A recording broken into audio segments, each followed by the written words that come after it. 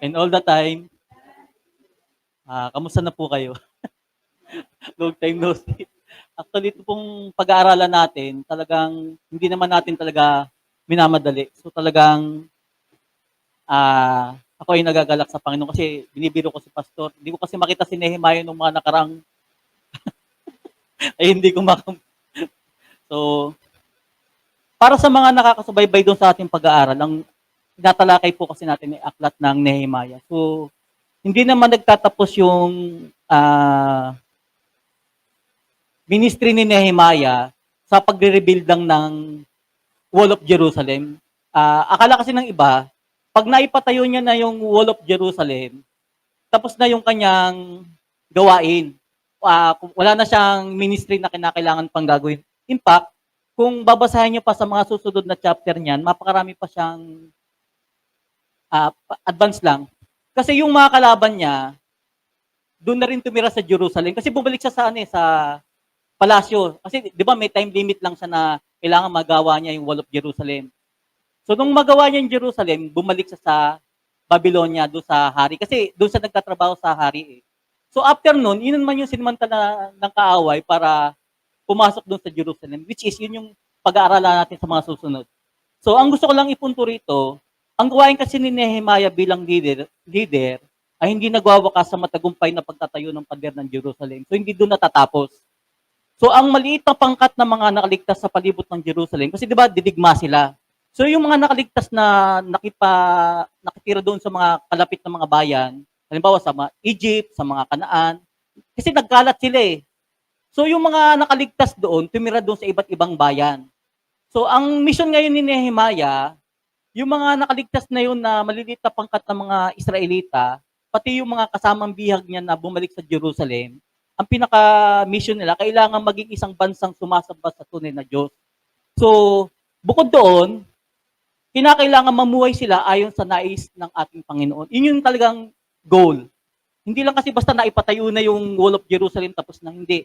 Ang tunay na mission nila ni Nehemiah, after ma-rebuild yung Jerusalem, kinakailangan lahat ng Israelita na nagkalat sa iba't ibang lupain, magkatipon doon sa Jerusalem para sila ay sama-samang sumamba sa isang Diyos at mamuhay nang naayon sa kanyang kalooban. So yun talaga ang dapat mangyari, yun talaga ang dapat na magawa. So sa madaling salita, kailangan mapanumbalik ang mga Israelitang nakaligtas sa digmaan na nakakalat sa lupaing palibot ng Jerusalem at yung mga dinalang bihag na nagbalik na kasama niya. So tatandaan natin, yung mga Israelitang kasama ni Nehemiah, kumbaga ba, naawa lang sa kanya yung hari, ay sige, kung gusto niyo umuwi sa inyo, bumalik kayo sa Jerusalem kung gusto niyo. So yung mga Israelita na gustong bumalik na kasama ni Nehemiah, sumama sa kanya sa Jerusalem. So tatandaan natin, sa napakahabang panahon, marami sa mga Israelita talagang siguro hindi man sila nakalimot, kinakailangan muling silang maturuan, kinakailangan silang mapalalahanan ng sama-sama silang sumamba sa tunay na Diyos. Kasi maaring yung sa tagal ng panahon, marami na silang natutunan, marami na silang nalaman na iba't ibang mga katuruan taliwas sa kautusan ng Panginoon. So yan yung pinaka-goal. So kailangan maging isa silang bansa na sumasamba at tumumuhay sa tunay na Diyos lamang. So ito yung kinakailangan nilang gagawin at inaasang magawa sa kanila ng Panginoon. Para sa dagdag na kaalaman, kasi doon sa verse 8 hanggang chapter 14 hanggang 18, nagkaroon sila ng pista ng mga tolda. So, i-advance na lang din natin.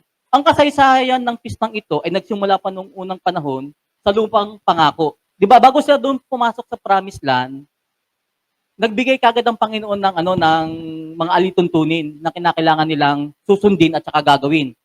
So sabi dito, ipagdiriwang ito upang hindi malimutan ng mga Israelita na tumira ang kanilang mga ninuno sa mga tolda. Kasi nung bago pumunta sila sa promised land, kasi ang goal doon, yung pista na yun, magre-remind sa bawat isa na yung pinanggalingan nila, na hindi nila ito malilimutan. Kasi kapag ang tao kasi naturalesa sa tao, kapag namumuhay na ng sagana, wala nang pangangailangan, madalas nakakalimot talaga sa Panginoon. So yung pistang ito, ang intended dito, ipaalala sa bawat isa na yung pinanggalingan nila na yung kanilang mga ninuno ay niligtas ng Panginoon. So, Hindi nila malimutan pagdating nila doon sa lupang pangako at kapag natikman na nila ang bunga roon, dapat silang tumira doon ng 1 linggo. So yan yung sinasabi sa Leviticus chapter 23, verse 33 to 43. Basahin lang natin para magkaroon lang tayo ng idea bago tayo pumunta rito sa ating tatalakayin para mas mabuo yung ating pag-aaralan.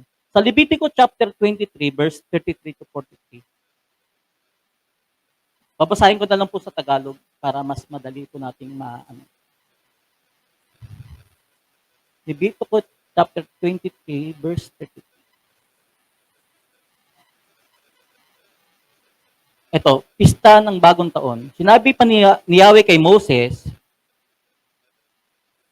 sabihin mo sa mga Israelita na ang unang araw na ikapitong buwan ng araw ng pamamahinga, araw iyon ng pagtitipon. Iudyat ito sa pamamagitan ng mga trumpeta. Sa araw na iyon, huwag kayong magtatrabaho, kayo magdadala kay Yahweh ng mahandog na pagkain.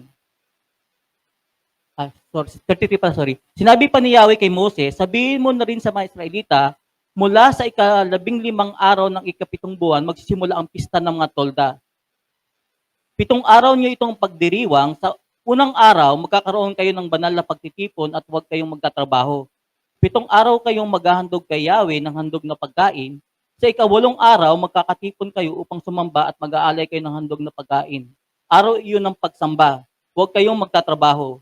Yan ang pistang itinakda ni Yahweh. Ang araw na iyon, banal na pagtitipon. Sa mga araw na iyon, magdadala kayo ng mga handog na susunugin, handog na pagkain at handog na inumin ayon sa takda ng bawat araw. Bukod ito sa karaniwang araw ng pamamahinga at mga handog na ito ay iba pang mga pang-araw-araw na handog kay Yahweh at sa mga kusang handog sa ninyo o mga handog na ginagawa bilang pagtupad sa panata. Sa ika-15 araw na iyon, ika-7 buwan pagkatapos ng pag-aani, 7 araw kayong magpipista para kay Yahweh. Huwag kayong magtatrabaho sa una at 8 araw. Sa unang araw, mangunguha kayo ng mabubuting bungang kahoy, mga sanga ng palmera, may yabong ng sanga ng kahoy at mga sauce sa mga tabing ilog. 7 araw kayong magdiriwang sa karangalan ni Yahweh. Ang pistang ito ay pagdiriwang nyo tuwing ika-7 buwan taon-taon. Ito ay tuntuning susundin nyo habang panahon. Sa buong panahon ng pistang ito, lahat ng Israelita ay sa tolda titira upang malaman ng inyong mga anak na sa mga tolda timira ang mga Israelita nang ilabas ko sila sa Ehipto, ako si Yahweh ang inyong Diyos. So yan yung pinanggalingan nung pista ng tolda na kanilang ginagawa sa ating pag-aaralan. So mamaya, pag-aaralan natin ang kahalagahan yan. So sa pamamagitan ng paghahambing sa nakaraan at sa ngayon, yung ginagawa nga nila Nehemiah, magigising yung kanilang pag-asa at pasasalamat sa Diyos. Kasi nga, siguro, marami doon sa mga kasama nila, aware na kagaya nila Nehemiah. Andun yung sa kanilang buhay, yung pag-asa nila sa Diyos napakatibay na. Pero ang ano nga kasi ng goal kasi nito, yung buong bayan ng Israel. Kasi yung ibang mga Israelita na napatapot at saka mga bagong balik doon sa Israel, kailangan mabuhay muli yung kanilang pag-asa at mabuhay din yung kanilang maging masigla yung kanilang spiritual na buhay. Naintindihan? So, yun yung goal kung bakit nila ginagawa yun. Kasi, pag naalala nila yung kabutihan ng Diyos na ginawa sa kanilang mga ninuno, yun yung magpapaalala sa kanila para magpatuloy sila sa pagbabago at magkaroon ng panibagong sigla yung kanilang buhay at ugnayan sa Panginoon. So, okay po ba? So, dahil sa kabanatang ito na ating patuloy na pag-aaralan at sisikapin, una sa tulong at biyaya ng ating Panginoon. Nawa, bigyan tayo ng wisdom ng Panginoon kung paano natin ito may apply sa ating buhay. Kasi ako naniniwala, may dahilan at may purpose kung bakit ito yung hindi rin naman accident. Kasi naparaming type talagang nag-skip din ako ng pagtuturo. At nagagalak din, habang pinag-aaralan ko, ang dami kong tama na pinag-aaralan. Kaya nga yung kung bababasa nyo dyan sa binigay kong note kay Ina, ang Espiritu ng Diyos gumagawa sa pamamagitan ng kanyang salita, sa salita ng Diyos, at nagdadala ng muling pagkabuhay. Alam po natin na yung Espiritu ng Diyos, yung kanyang salita, ito yung magbibigay sa atin ng muling pagkabuhay. Ano ba yung muling pagkabuhay? Kasi nga, alam natin na ang tao patay tayo spiritually, especially kung wala kang ugnayan sa Panginoon. At ang tanging salita niya lamang ang makapagbibigay sa atin ng buhay. At yung buhay na yun, kinakailangang hindi lang basta buhay, kundi masigla at patuloy na naglilingkod sa Panginoon. Yun yung buhay na hinahanap ng Panginoon, hindi lang yung basta ka humihinga. Okay ba yun? So, dito po sa ating binasa, ang pakikinig ng salita ng Diyos ang nagpasiklab at saka nagpaalab sa kanilang paglilingkod sa Diyos.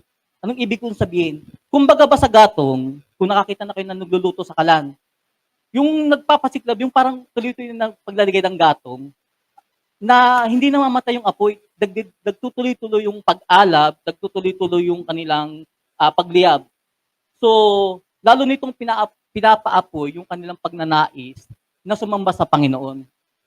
So, yung Word of God, habang patuloy tayong nakakapakinig ng salita ng Panginoon, ito yung nagbibigay sa atin ng pag-aalab sa ating spiritual upang tayo patuloy maging malapit yung ugnayan natin sa ating Panginoon. Kaya nga, sabi ko nga rito, so, ang kanilang pagmamahal, ang kanila rin pong pagsamba at pagsunod sa ating Panginoon. Dito sa verse 1 at saka sa verse 3 ng ating pag-aaralan sa Nehemiah, balik na tayo kay Nehemiah po.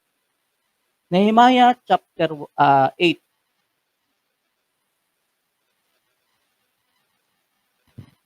Sumapit ang ikapitong buwan ng taon at ang mga Israelita ay nasa kanilang mga bayan. Ng unang araw ng buwang ito, kasi ito yung saktong time na, kasi di ba sa Leviticus, nagbigay ang Panginoon ng eksaktong date at saka time na dapat itong panahong ito, dito nyo isi-celebrate yung pista ng mga tolda.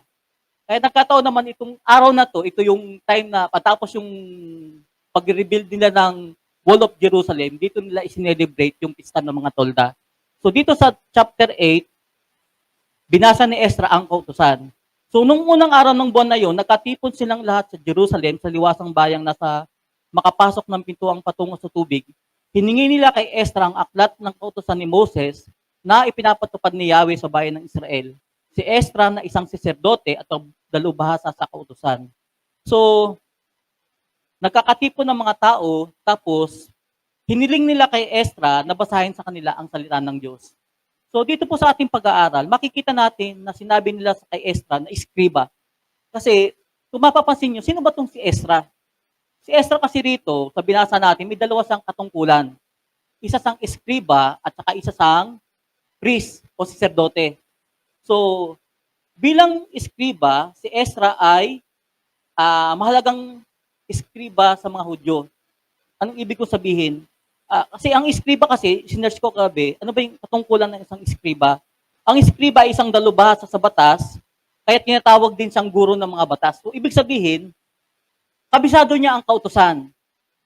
Kumbaga, mula sa umpisa hanggang sa kahit pagbalik-balik tarin mo yan, hindi mo po pwedeng baguhin yan. Kabisado ng mga iskriba kung ano ang nakalagay doon sa kasulatan. Kaya nga, itong taong ito ay minatatanging pagsasanay sa pagbabasa at sa pagsusulat ng mahusay. Kung sa panahon natin ito, siguro pa pwede natin siyang maihalin tulad doon sa mga taong ang hanap buhay ay pagsusulat ng mga kasulatan o ang negosyo nito ay pagsusulat ng mga kasulatan at papeles para sa isang tao. Sa madaling salita, isa sang professional na taga-CP o taga-kopya ng mga dokumento. So, yun yung kanyang trabaho. Talagang wala siyang ibang ginagawa kundi yun, mag-translate, magsulat ng mga kautusan. Ang iskriba sa sinaunang Israel, ang mga ay nag-aaral ng mga tao na ang gawain na ipag-aralan ng kautusan. Isalin niyon at sumulat ng mga komentaryo. So sabi nung na-search ko kagabi. So binabayaran din sila sa mga pagkakataon na kailangan ang isang dokumento o kinakailangan ng interpretasyon. So ito yung kanilang mga ginagawa para sa isang legal na usapin. Si Ezra, isang iskriba na dalubhasa sa kautusan ni Moses.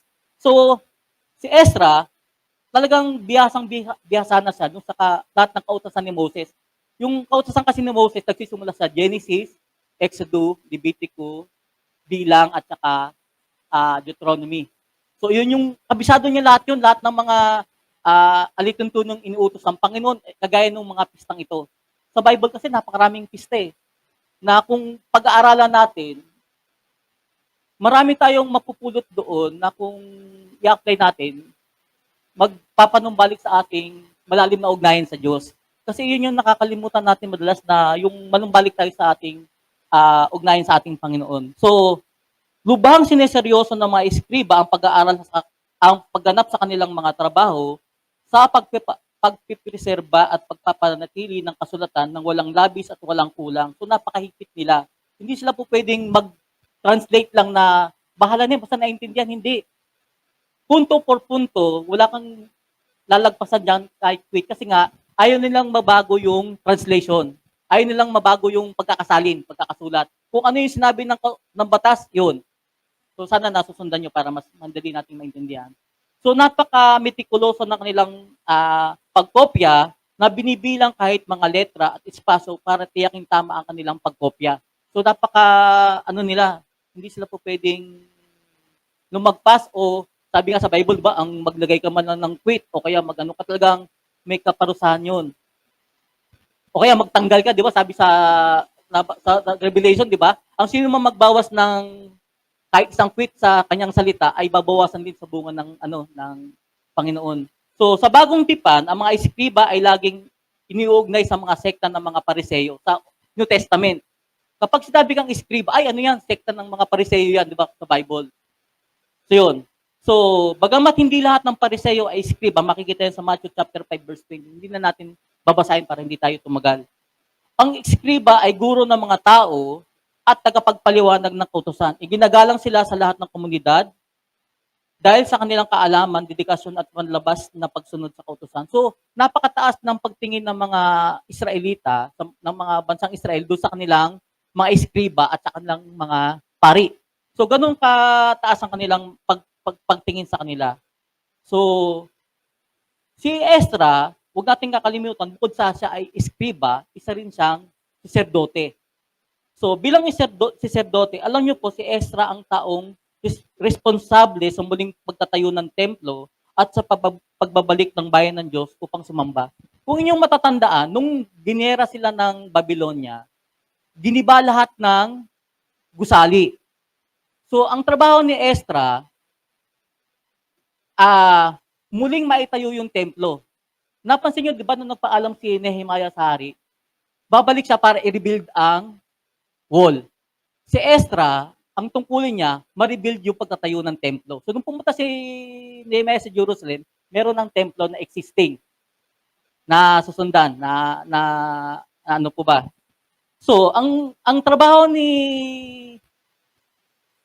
Ezra, bukod sa siya yung tagapagpaliwanag ng batas at utusan ng Panginoon, siya rin yung nakatalaga, responsable sa pagtatayo ng templo.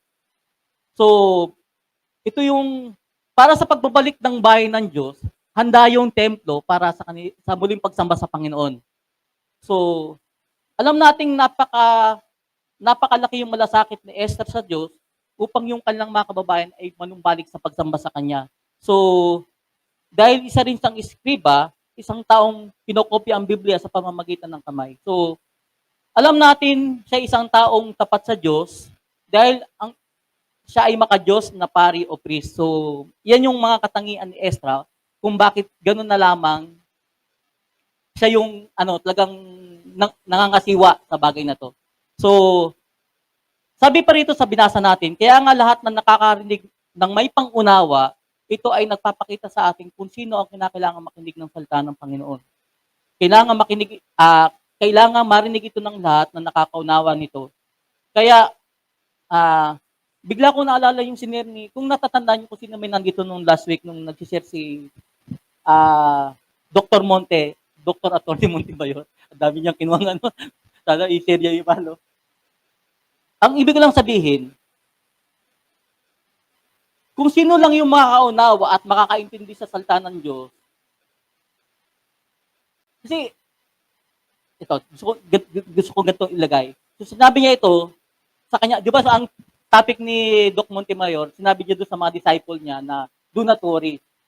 Sabi ni Doc Montemayor doon, hindi naman niya sinabi yun sa lahat. Sinabi niya yun sa mga disciple niya. Kasi kapag sinabi mo yun sa ibang tao, hindi naman yun maintindihan ng ibang tao kasi nga, patuloy pa rin sila mag-worry kasi hindi sila disciple ng Lord. Itong mga taong ito, nung nagbabasa si Ezra ng salita ng Panginoon, ng kautusan ng Diyos, naintindihan nila. Bakit nila naintindihan? Kasi sila ay anak ng Diyos. Naintindihan. Kasi kapag sinabi mo to sa lahat ng tao, hindi lahat makakaintindi. Nasundan, na-connect nyo ba yung gusto kong i-drive dito? Kaya nga, tanging anak ng Diyos lamang ang makakaunawa.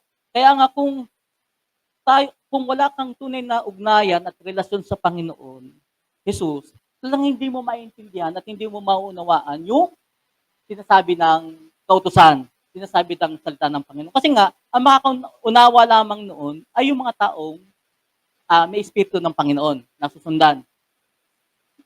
So, ang kanyang salita, yun yung makakapagano sa atin. Sapagkat, sabi nga ng 1 Corinthians chapter 2, verse 14, kung ipa-plus dyan, sapagkat ang taong hindi nagtataglay ng espiritu, ay hindi kayang tumanggap ng mga kaloob mula sa espiritu ng Diyos. Para sa kanila, kahangalan lamang iyon at hindi nila maunawaan sapagkat ang mga bagay na espiritual ay maunawaan lamang sa paraang espiritual. So, may natin ano yan. So, napakahalaga para sa isang tao na talagang magkaroon siya ng tunay na ugnayan at pagkakilala sa ating Panginoong Hesus upang magkaroon tayo ng tunay na pagkaunawa at pananampalataya sa Kanya. Kasi unless na wala ka para sa ganung kalagayan, kahit anong marinig mo na mga bagay na spiritual, talagang parang napakalabong pang maintindihan hanggat hindi ka pa nagkakaroon ng tunay na ugnayan sa ating Panginoon. Kaya yun yung pinakamahalaga na bahagi ng bawat isa.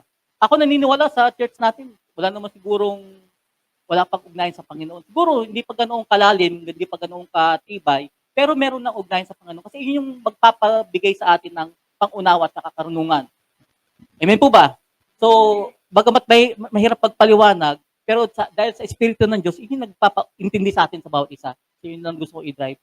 So, ano ang nais at gustong ipahiwatig ng ating binabasa sa verse 1 to 3. Sabi ng ating pinag-aaralan, ito ay nagpapakita na ang Espiritu ng Diyos ay kumikilos bago pa man basahin ang aklat ng kautusan na binasa ni Ezra. Ibig sabihin, bago pa man basahin yung sudatan, kumikilos na ang banal na Espiritu, ang Espiritu ng Diyos, sa bawat isa. Kasi imagine ninyo,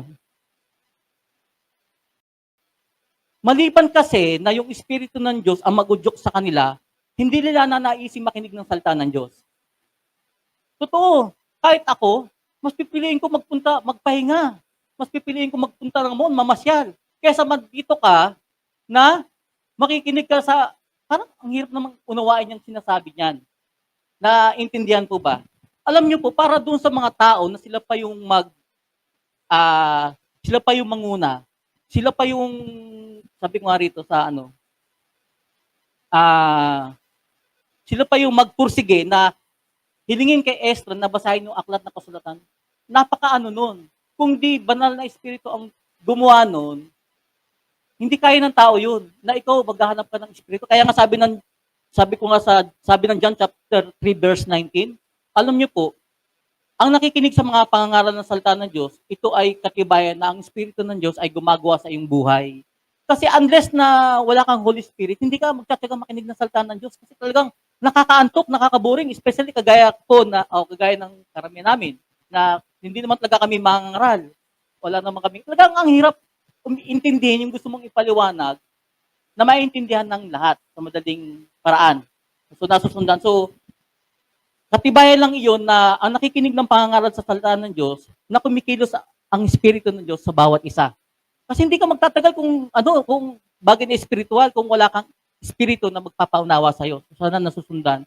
Kaya nga napakahalaga yung pakikipagtulungan na wag nating labanan ang ng pagkilos ng espiritu sa ating buhay. Kaya nga sabi ng Hebrews chapter 3 verse 15, may ipa-plus din diyan.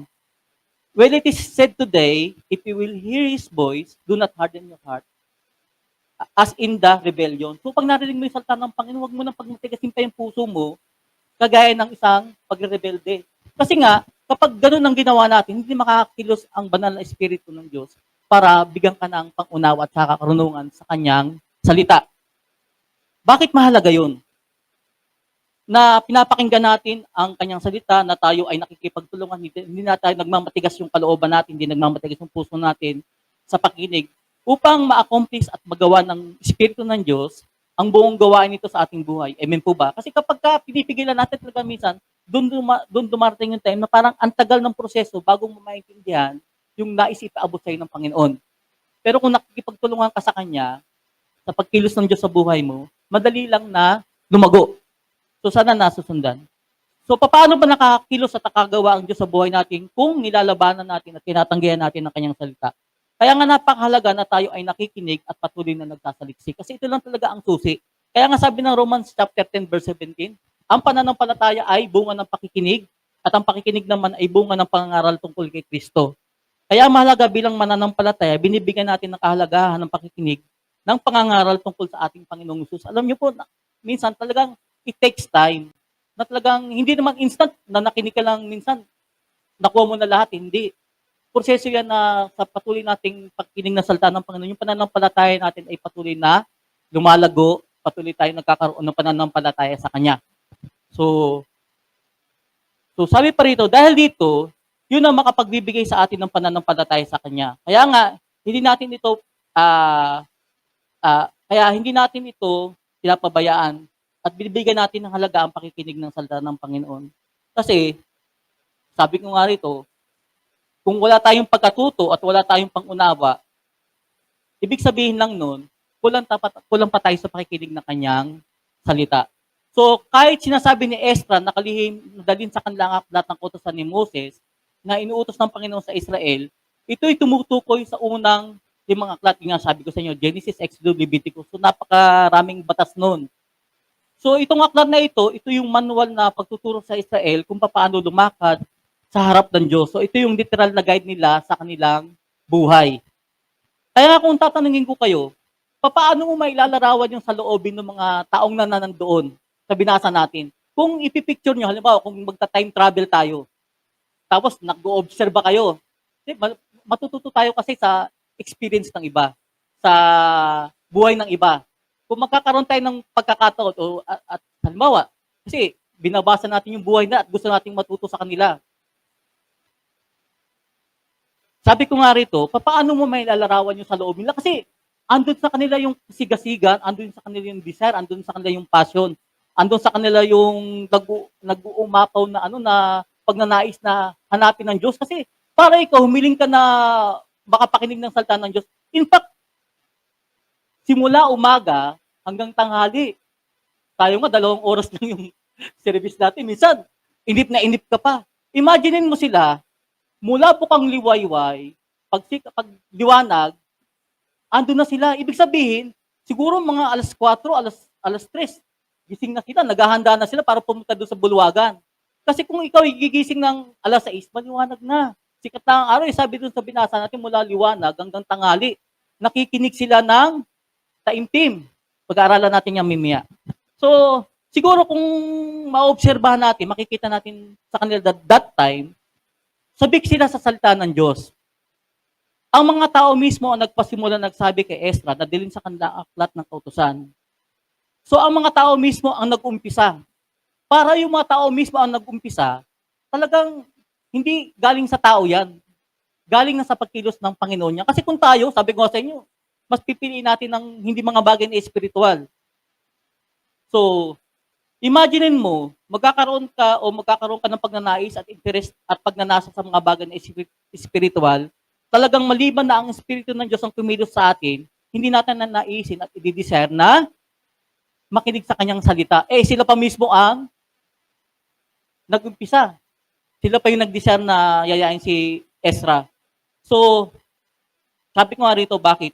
Tanging ang kanyang salita lamang ang sa makakapag-convict sa atin, ang kanyang salita lamang ang makapagpapabago at makapagbibigay sa atin ng panibagong sigla sa ating buhay espiritual. Alam niyo po, bilang mga mananampalataya, tanging salita na ng Diyos talaga ang makapagbibigay sa atin ng kasiglahan sa ating buhay espiritual, wala nang iba. Hindi dahil sa magaling na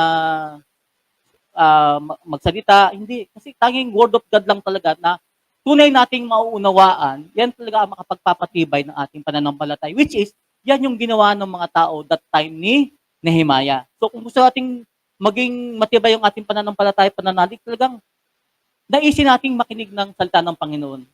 So, sabi ko pa rito,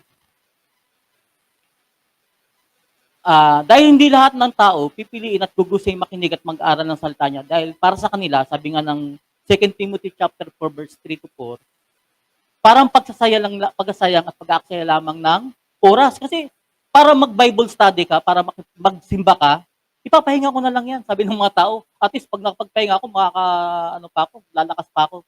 Di po ba? Sabi ng 2 Timothy chapter 4 verse 3, "For the time will come when they will not endure sound doctrine, but according to their own desire, they have itching ears, and they will heap for themselves teachers that they will turn their ears away from the truth and be turned aside to the fables." Ibig ko lang sabihin, talagang darating yung time na yung mga tao talagang hindi nila naisin makinig ng salita ng Panginoon, hindi nila nanaisin ang pangangaral, ang pagtutuwid, kasi mas gugustuhin nilang pakinggan yung mga gusto nilang marinig at gusto nilang pakinggan. Kaya nga, ang magandang tanong sa atin, kamusta tayo ngayon? Di ba? Kamusta tayo? Sabik din ba tayong makinig ng pangangaral tungkol sa salita ng Panginoon, o talagang kung maiiwasan, iniiwasan natin? Di po ba? O tayo yung parang sinisilihan para tayong di mapalagay kapag pag may preaching na, talagang di na komportable, parang sinisilihan yung paa, hindi lang yung tenga, kundi pati paa, kasi gusto nang umalis. Di po ba? Parang hindi ka makatagal makapakinig ng Word of God. Ang ibig ko lang sabihin dito, kagaya ng sinabi ni Doc Montemayor, kung lahat tayo ay may Espiritu ng Diyos, gaya ng mga Israelite at that time, talagang may endure mo. Hindi lang may endure, may enjoy mo ang mga bagay na spiritual. Kasi, imaginein mo, kung dito pa lang sa lupa, sabi nga ng mga pastor natin, practice pa lang doon sa eternity, sa langit, talagang buong panahon mo, lahat ng ano mo, Word of God ang ano mo ron. Paano ka mapupunta doon kung dito pa lang, bagsak ka na?